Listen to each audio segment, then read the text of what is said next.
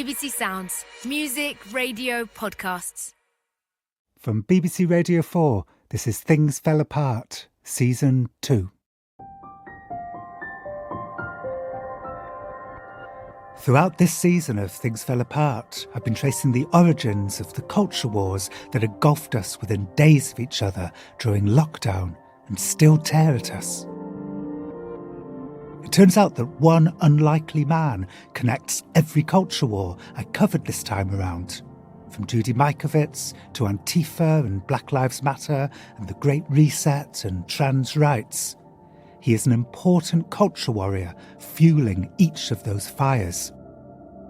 And so I wanted to make this final episode all about him and the journey that took him here. His name is Mikki Willis.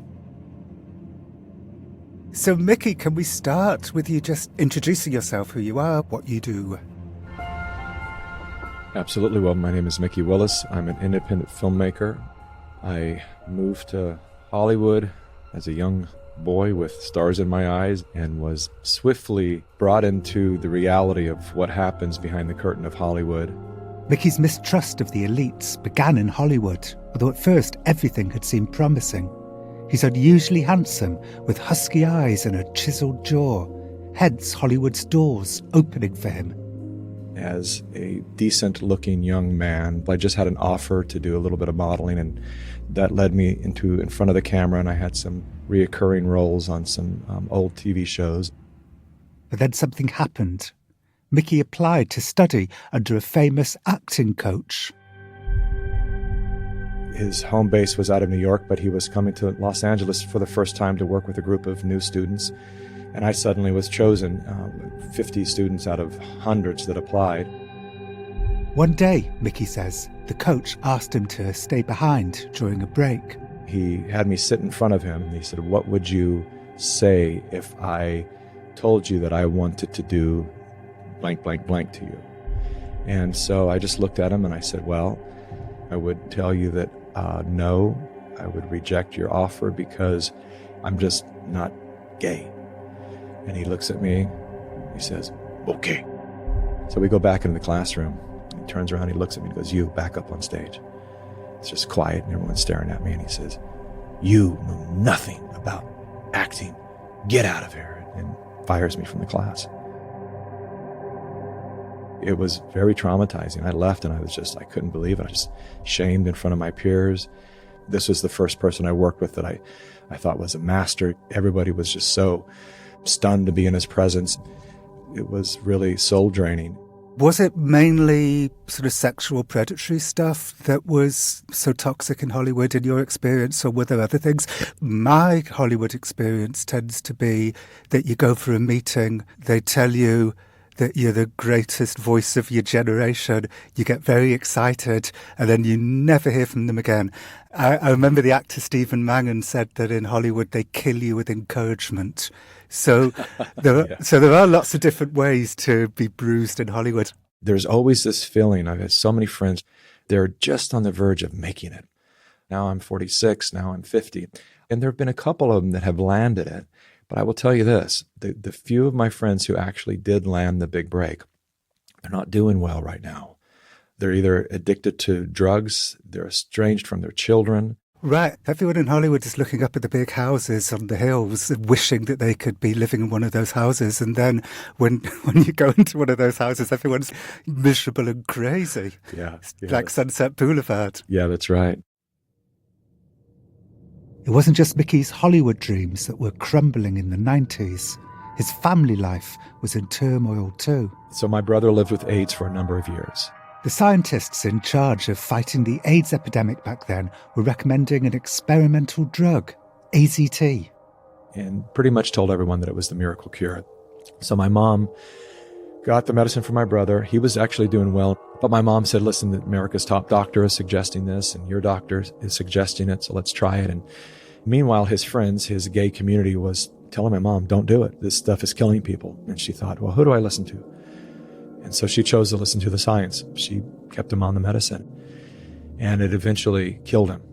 And the grief of that took my mother's life. She lived with cancer forever and would have lived a full life. But we buried her 34 days after my brother had passed away. And so that was a real wake-up call for me that there was something terribly wrong within Western medicine. I have only partial knowledge and understanding of AZT. I know that the side effects were terrible, but AZT actually killing people? There's 300,000 people that can be proven that were killed by AZT, and that's a fraction of the reported numbers, so it goes way beyond that. Mikki's mistrust of Western medicine will, as you'll see, become a huge part of this story.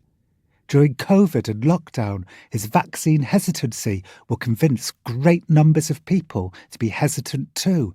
And so I wanted to fact-check his claims about AZT with as unaligned a person as possible. My name is Peter Arno, and I am a health economist and Director of Health Policy Research at the University of Massachusetts in Amherst.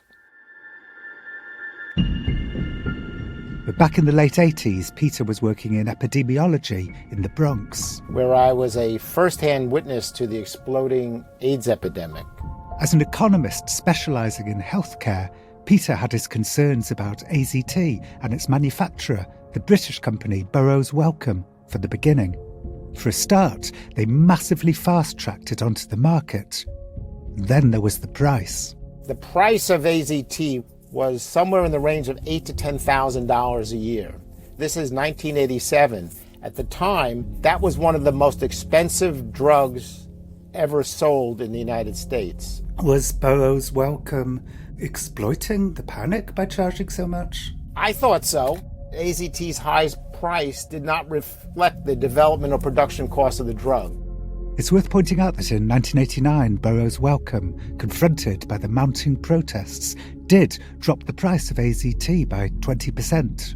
But even so, as Peter says, they made billions and billions of dollars off the drug. I testified before the National AIDS Commission in Washington, and about a week or two later, I got this threatening letter from Burroughs Wellcome saying that if I didn't turn over the data that I had that proved that assertion, they would take further action. That really pissed me off, going through all that. That was the real motivation for me to write this book. Peter's book about the business of AIDS drug development ended up getting shortlisted for a Pulitzer. He studied the development of AZT and says that despite Mikki's contention, during the clinical trials, the patients on AZT fared dramatically better than those on placebo. AZT definitively prolonged the life of AIDS patients. Did AZT kill anyone? Well, it's certainly possible, but I am aware of no credible evidence at all that AZT killed people. And the claim that it killed more people than the virus itself is just a ludicrous claim. Now, that doesn't mean that the drug was a miracle cure or anything. People on AZT in those early days clearly lived longer, but they did mostly die of the disease. Is it possible that the gay community back then, they were seeing the side effects of AZT, which could be very severe, and they were seeing people dying, and then they put two and two together and made five and thought that AZT was killing people when it wasn't? There's no doubt that some people believe that AZT was hurting them, but there's no evidence that that's true. Still, whatever the cause of Mikki's brother's death, he had lost his life, and so had Mikki's mother. Between those tragedies and Mikki's Hollywood experiences, this was surely his rock bottom. But then something happened in a bookstore in San Francisco. Something that would totally change Mikki's life. I love how much homework you've done on me. I was at an old bookstore in San Francisco, and they happened to have this entire collection, Joseph Campbell, VHS tapes, and I bought them all. And I just soaked up everything the man had to say. It's a man who spent his life studying all the mythologies, from the cave wall etchings to the stories around the campfire. He spent a lifetime analyzing these stories to find what is the commonality between these stories, and he found that there was a hero's journey that all these stories told, and it was a very, very similar story. Why are there so many stories of the hero or of heroes in mythology? Well, because that's what's worth writing about. This is Joseph Campbell in conversation at George Lucas's ranch for the VHS that Mikki watched. A hero properly is someone who has given his life to something bigger than himself. I'm John Booker. I'm the executive director of the Joseph Campbell Foundation. Mikki's discovery of Joseph Campbell would prove pivotal to him entering the culture wars during lockdown, beguiling tens of millions of people in the process. And so I wanted to learn a little more about how Campbell's work had swept through the culture. Joseph Campbell wrote The Hero with a Thousand Faces in 1949, and it certainly had a little bit of a following. It sold pretty well until George Lucas comes along, and he's been working on this space opera. And when he reads The Hero with a Thousand Faces, he says, yes, that's it. I now understand how this story should go. So when Lucas tells the story, he often says, I don't know if there would be Star Wars if it weren't for Joseph Campbell and this idea of the hero's journey. After George Lucas popularised Campbell, luminaries as diverse as the actress Viola Davis and the basketball player Kobe Bryant and the men's rights guru Robert Bly and the CEO of the Krispy Kreme donut empire all declared themselves Campbell fans. And have you come across Mikki Willis and his work? I am familiar with Mikki Willis. I think it's important to note that Campbell's idea of the hero's journey, it was meant to be descriptive of what he saw in literature throughout the years. He did not write that book to be prescriptive and saying, you should live your life this way. But I think this is a burden that all great ideas must carry. At the foundation of the hero's journey is a reluctant hero, an everyday person who suddenly receives a call to adventure. So it's that kind of a story that then sends this person, usually obsessively, into a new world. So now they have to go out and suddenly become an investigator and find courage that they never thought they had. There's tricksters, there's people that try to trick them. There are people called threshold guardians that try to stop them from advancing forward too far. And then there are mentors they receive lessons from. And so they become the hero of their own life. And how do the stories tend to end? Well, that's a very important question. In the end, the hero finally thrust into battle with whatever the villain is. Joseph Campbell referred to it as the dragon, facing the dragon. And at one point, the dragon overcomes the hero, and the hero is brought to the ground. And then they look at the dragon with new determination, and then they slay the dragon. I feel there's a reason that we've been telling ourselves that story forever, because it is our story. It's the story that we came here to fulfill in our own way, in our own tiny way in our lives. We have the opportunity, if we take it, to be the hero of our journeys. And then it was 2001, and Mikki was staying with a friend in New York City, when suddenly, when he least expected it, he received his call to adventure. We were in Midtown, and I was sleeping on the couch of one of Howard Stern's producers, so we were able to watch what was happening from the rooftop of the building. Oh, my God. Oh, my God. That looks like a second plane. We just saw another plane coming in from the side. And both of us had the inclination to hop on bicycles and rush down to the scene. And because of this person's status in New York, he had media badges, and they allowed us in, and I stayed there for 72 hours. We never found a living person, but we were able to save a rescue dog, and in many ways, I would say it was kind of my own life that was saved that day, that was excavated from the pile of rubble that had become my life after having been in Hollywood for so long.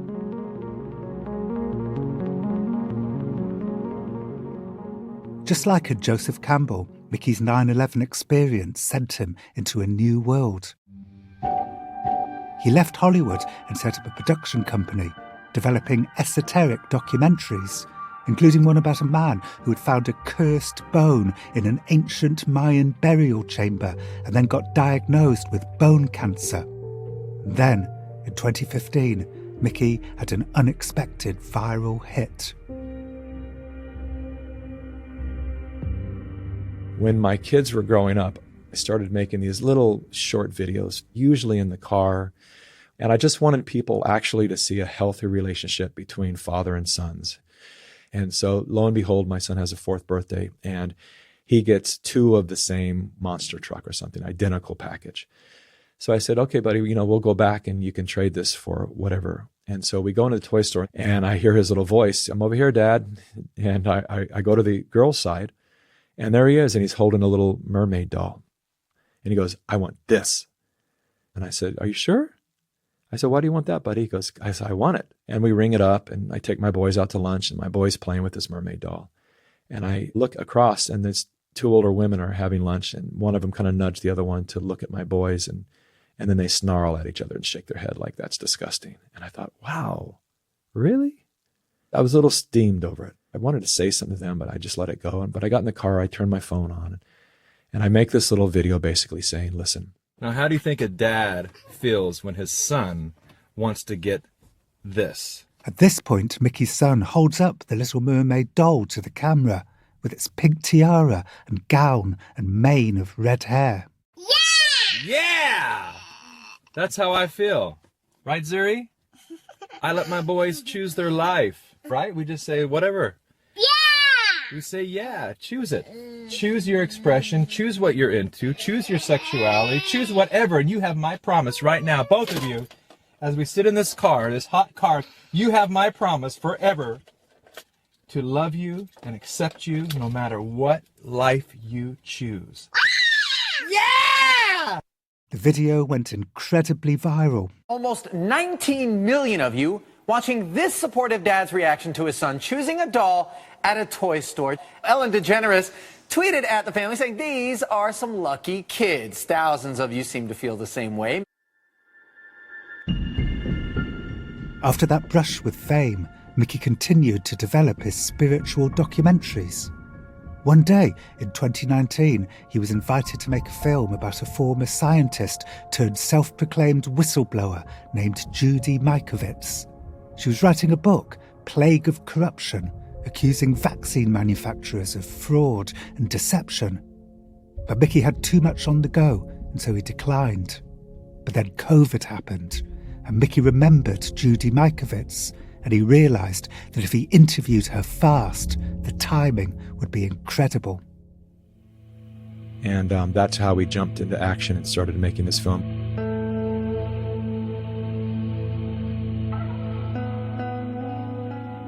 Dr. Judy Mikovits has been called one of the most accomplished scientists of her generation. At the height of her career, Dr. Mikovits published a blockbuster article in the journal Science. I didn't linger on it at the time, but the man interviewing Judy in episode 2 of this series was Mikki. Mikki was the man behind Plandemic, the film that sent Judy stratospheric during those first weeks of lockdown. If we activate mandatory vaccines globally, I imagine these people stand to make hundreds of billions of dollars that own the vaccines. And they'll kill millions, as they already have with their vaccines. Mikki would later tell the Los Angeles Times, quote, "We made the video to go viral. We knew the branding was conspiratorial and shocking. Unfortunately, in this age, you kind of have to be that to get people's attention." Mikki was right. It worked.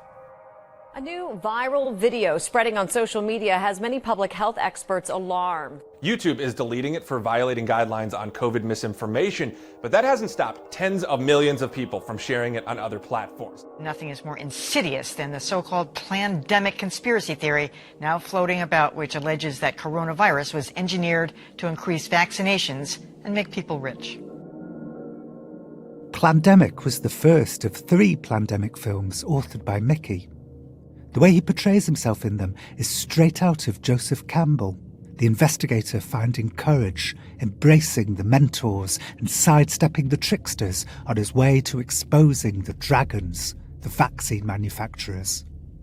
But he says now that his ambitions were modest, and he was only suggesting people be cautious about vaccines and not demonise concerned citizens who simply say, listen, not enough time has passed for us to call this safe and effective. You can't do a long-term trial in a short period of time. And so let me wait a little bit before I put this experimental vaccine that has never been put into the bloodstream before. Let me just stand back and watch a little bit and see what happens here. But, I mean, in Plandemic 1, Judy Mikovits doesn't say, let's wait a little bit of time for them to test the vaccines. What she says is that the vaccines will kill millions, as they have already done. Yeah, that's what she says. But that's not true. I don't think that the vaccines killed millions during COVID. Oh, really? No. Okay. A lot of scientists, have come forward to say that the claims that Judy made in that video are wrong, including Science, the magazine that initially published her work. So there has been pushback from well-respected sources. Well, I would talk with true whistleblowers of science about the magazine Science, just like the Lancet and all these publications. All the scientists are saying they've all been corrupted. And so to take any information from those tabloids at this point is not advisable. And so if a doctor, anyone wants to challenge Judy Mikovits' statement, I would say check back in a few years and let's add up those numbers. Plandemic's release totally upended Mikki's life. His neighbours in his small Californian town of Ojai were outraged. They actually started a petition that would make my family move. They were saying things like, we know where they live, let's send child services to pick up their children. It got really vicious and ugly. There's a long history of people, become more radicalized or go further down rabbit holes in their life as a result of feeling as if they're being expelled from the community. Outcast, yeah, absolutely. We just said, you know what, if we're not wanted here, let's go explore some other states. And so Mikki and his family moved to Texas. Have you become more conservative in the last couple of years? Oh, I have, most definitely. And all of my friends have too. In fact, after leaving Ojai, Mikki doubled down and doubled down again, growing ever more suspicious of mainstream science and the media, and even attending the Capitol riot on January the 6th. There's a slither of footage of you and the people around you are chanting "Hang Mike Pence." Yes, exactly. They started chanting that. I think those were the instigators that started that. Mikki seems to be referring to the very debunked theory that Antifa agitators infiltrated the MAGA crowd that day and whipped them up into such a frenzy they invaded the Capitol. You reckon it was Antifa that started that? I don't know. I don't want to name anyone, but there were some rumors that people had intercepted some correspondence for some of the groups that were there to agitate that said, we're going to wear red hats, Trump hats. We're going to wear them backwards to identify each other. And lo and behold, these two guys had Trump hats on backwards. And they are the ones that started the chant, "Hang Mike Pence." For what it's worth, in the 22-second video clip of Mikki in the doorway of the Capitol building, surrounded by rioters chanting "Hang Mike Pence," I don't see anyone wearing their Trump hats backwards. In 2023, Mikki released his most hardline and complex conspiracy film of all, Plandemic 3, The Great Awakening. My name is Mikki Willis. I'm a father, a husband, and an investigative filmmaker. In it, Mikki introduces many new dragons: Black Lives Matter, trans activists, the Great Reset, lockdown restrictions. Everything, as it happens, I cover in this series. Of course, the dragons of my life today are the dragons that are affecting all of us. But these aren't unconnected enemies, Mikki says. They're all in it together. A unified communist plot to destroy the nuclear family and enslave us. Plandemic 3's thesis may sound convoluted, but Mikki says that the clues are everywhere. Like how the World Economic Forum's Klaus Schwab wants to force us to live in pods and eat insects. In 2014, Klaus Schwab called for the Great Reset. We need a Great Reset. His endgame mission is to replace independent governance with a top-down controlled, one world government, and a central bank-controlled digital currency.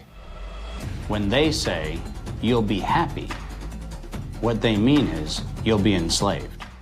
That's why they're talking. Yeah, this is all stuff that they are constantly talking about. You know, that there will be a point when we will dine on insects. Comes out of the World Economic Forum. It's nothing that I made up. And one of their mottos is, you will own nothing and be happy. But there's something Klaus Schwab can't control, and that's men and women loving each other and wanting to start families. For the total enslavement of the people, Schwab would need to destroy that, which is where, Mikki says, trans rights activists enter the conspiracy. Their role is to erase gender lines and make people less attracted to each other. When the primal instincts of being attracted to the opposite sex are taken away, then we lose the desire to create family, which is leading us towards literally a society collapse. Which is why Mikki is now renouncing some of that sweet video he made with his son and the Little Mermaid doll. Now, I made the mistake of using terminology that could have had a better choice of words. I said, whatever your sexuality, whatever you're into, whatever you do, I'm telling people that I'm going to love my boy no matter what, and which is the truth. And by sexuality, I meant his sexual expression. If he grows up to be less manly and softer, that's what I meant by that. And this thing goes mega viral. It gets over 100 million views, and I couldn't figure it out. I have news trucks show up at my house. I'm receiving gifts from shaving companies, and I'm thinking, why? What is the big deal about this? I now understand that it was kind of on the cusp of the transgender movement, and so they chose me as the poster child of how dads should be to allow their kids to choose their sex. They were trying to use me as leverage to get other dads to be that kind of accepting father that would let their children transition. That's really, truly what the agenda was about. So if you had Plandemic fans criticize you for that video? Of course, yeah. But Mikki says the conspiracy doesn't end there. Black Lives Matter are in on it too, as evidenced, he says, by a statement that they did briefly publish on their website. Black Lives Matter had on their website, they took it down once it became an issue for them, that we exist to disrupt the Western nuclear family. Here's another extract from Plandemic 3. If you go to Black Lives Matter website, it says that we disrupt the nuclear family. That's my wife. This is our 4 children. Why would you disrupt the nuclear family? Because the real objective is to remove the family as a possible alternate source of guidance and support. Why would they state that? I thought it was about ending police brutality and racism. I think they were saying that, look, it was clearly intemperate language, but I think they were basically saying that, the community should help and support each other. It was just a sort of bad way of saying that, from what I understand. Well, when these cultural revolutions have happened before, ultimately what it comes down to, what is communism? It's when the state owns everything. So that's Klaus Schwab, trans activists and Black Lives Matter conspiring to destroy the nuclear family. And then there's left-wing and anarchist groups like Antifa. And that extraordinary moment after George Floyd's murder, when the streets were suddenly filled with protesters. During the pandemic, when all people were ordered to lock down indoors, why did governments around the world make exceptions for mass protests? When the community is damaged by protests, the value of local properties plummet. Investors then gobble up the devalued real estate for pennies on the dollar. In many cases. And then what will they do with them? They can make Klaus Schwab's statement true. You will own nothing. And so when the people don't own their land, then they can control the people. It's amazing to see how Mikki has taken all of these disparate things, everything we looked at in this series, and turned them into one great, all-encompassing narrative. And at the heart of it is one more dragon, Mikki's greatest dragon of all. My brother was killed by a drug called AZT. Hundreds of thousands of innocent people died as a result of that prescribed poison. The pusher of AZT was none other than Dr. Anthony Fauci. 30 years later, there he was again. Same script, same actors, same performance. These are safe and effective products. When I saw Anthony Fauci's face emerge in 2020, still at the helm of a global pandemic, it kind of shocked me. I couldn't believe he was still in business. Anthony Fauci oversaw the AIDS epidemic. Anthony Fauci pushed AZT upon the masses. Given Mikki's claims, I was curious what the health economist Peter Arno might say about Dr. Fauci's involvement in AZT's development and distribution. Tony Fauci, similar to his role in the current pandemic, was out there going across the country, meeting with patient groups, but he was not responsible for the development or the testing of AZT at all. Why were activist groups like ACT UP annoyed with Fauci back then? Well, as one of the scientific leaders leading the federal effort against the AIDS virus, he was a target. And after the commercial availability of AZT, there were many severe side effects. So people were not in love with the drug, and they saw that people were dying anyway, even if it did prolong their lives. The fact is that Fauci was not the villain. In my opinion, he was a little slow to the gate, but he was a champion. He was a champion of speeding up and developing new treatments for AIDS. And I think his work saved the lives of millions of people around the world. So to depict him as the villain in this story just seems wrong. I did hear something positive about Anthony Fauci back then, and what I heard was I tell Mikki about some good things that Anthony Fauci did during the AIDS epidemic. Paved the way for the introduction of the cocktail of drugs, which has now saved so many people's lives. Yeah, that's one thing that I think trips people up. If they did nothing but bad, they would be out of business. They have to have something positive within their portfolio to justify the continuation of their monopolistic agenda. Meanwhile, there's things happening in the background that they're setting up and ultimately doing more harm than they'll ever do good. All of which speaks to, I think, one obvious problem with Mikki structuring his documentaries around Joseph Campbell's hero's journey. George Lucas is a huge fan of Joseph Campbell. Of course, the difference between you and George Lucas is that George Lucas is making fiction films and you're making documentaries. When you're talking about the monsters, obviously in Star Wars, the monsters could just be purely monstrous. But if, for instance, you're saying that one of the dragons is Anthony Fauci, is there the danger that you're narrowing him into almost like a fictional monster, when in fact, as you know, all humans are a complicated mix?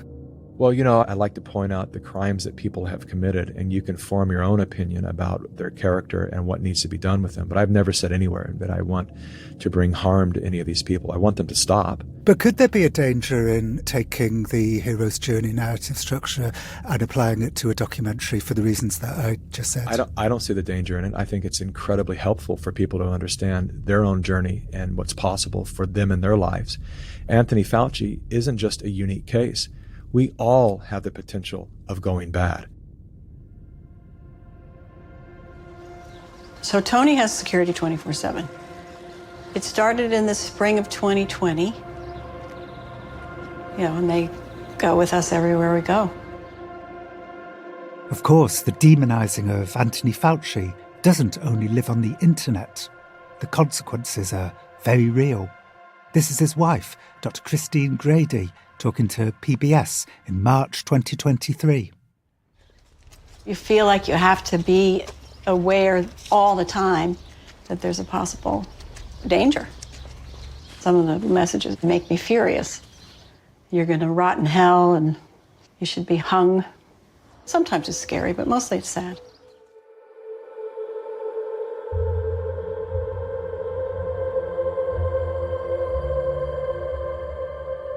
This has been a series about the culture wars that snowballed during lockdown, told by some of the main players. They've also been stories about untruths and their consequences. Excited delirium is not real, and George Floyd wasn't suffering from it. Judy Mikovits was not jailed by a medical establishment for exposing Big Pharma's deadly secrets, and vaccines aren't killing millions.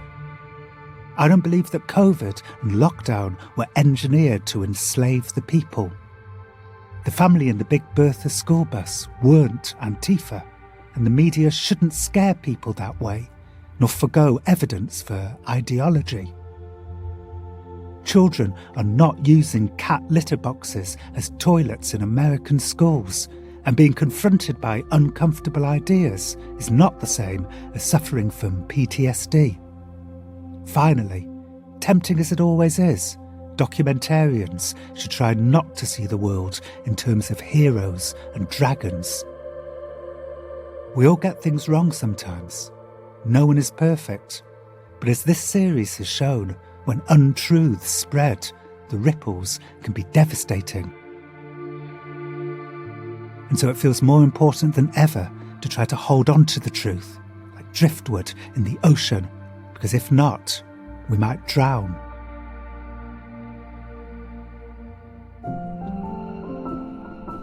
Things Fell Apart was written and presented by me, Jon Ronson, and produced by Sarah Shebbier. The music was composed by Phil Channel. The programme was mixed by Giles Aspen. The editor was Philip Sellers, and the commissioning editor was Dan Clark. It's a BBC audio production for BBC Radio 4 and BBC Sounds.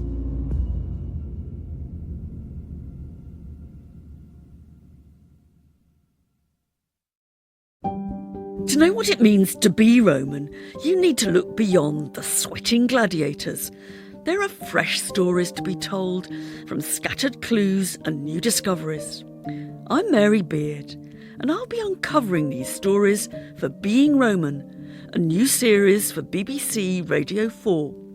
There's a young bride avenging the murder of her parents, and an emperor flirting outrageously with his nervous teacher.